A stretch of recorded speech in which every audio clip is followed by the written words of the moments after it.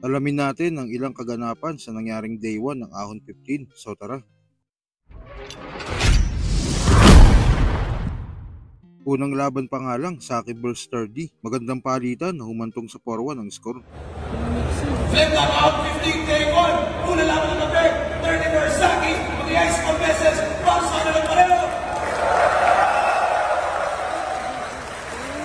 At ako ang namulado, 4-1. Magigay para kay Saki.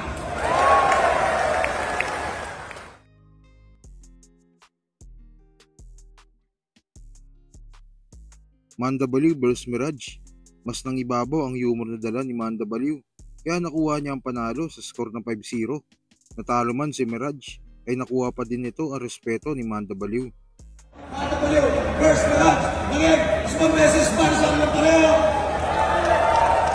At ako ang namulado, 5-0. Magigay para kay Manda Baliw.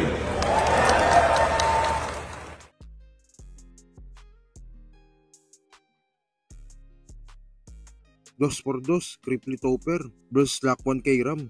Maganda ang palitan, napakasolid ng parehong tandem, pero ayon kay Slack ay nawawalan siya ng boses. May mga pagkakataon na sinasalo siya ni K-Ram. Ahon 15 Day 1, Cripply Topper vs K-Ram Slack 1. Against pa beses para sa kanilang apat.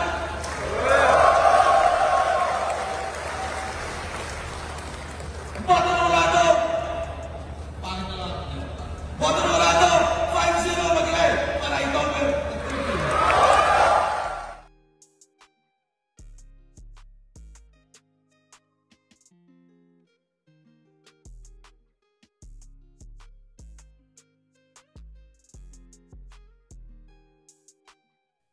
Battle ng dalawang bayaw at rematch na din. Ito ang pinakadikit na laban sa gabi na yun.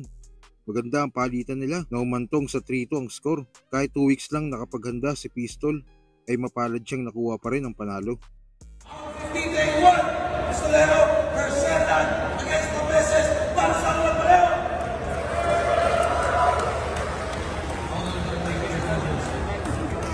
Boto Norado! 3-2 magigay para kay Pistolero.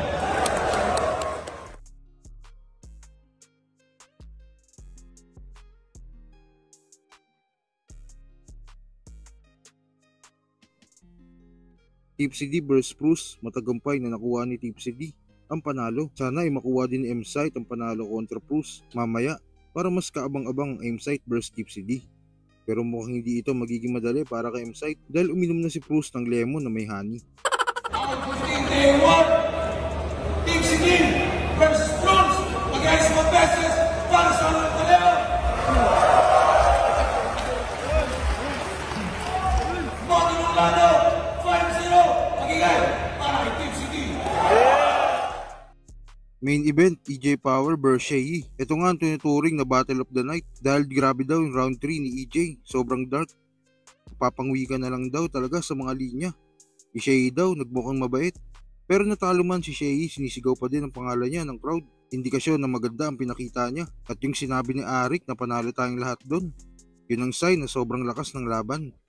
Day 1, Shea vs EJ Power. Mag-iayos pa beses para sa kanilang pareho.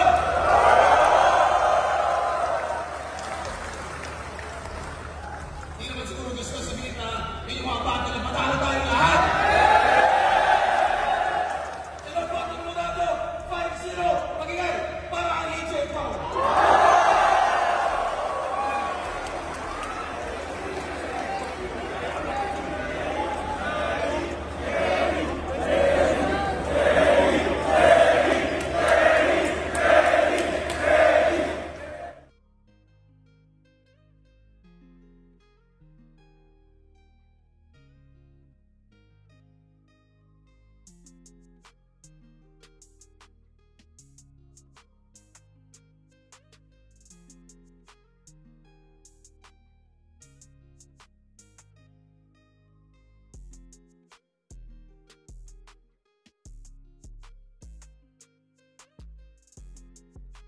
At si Looney nga ay bumisita din sa Ahon 15. Para sa balik na happy birthday para kay Looney!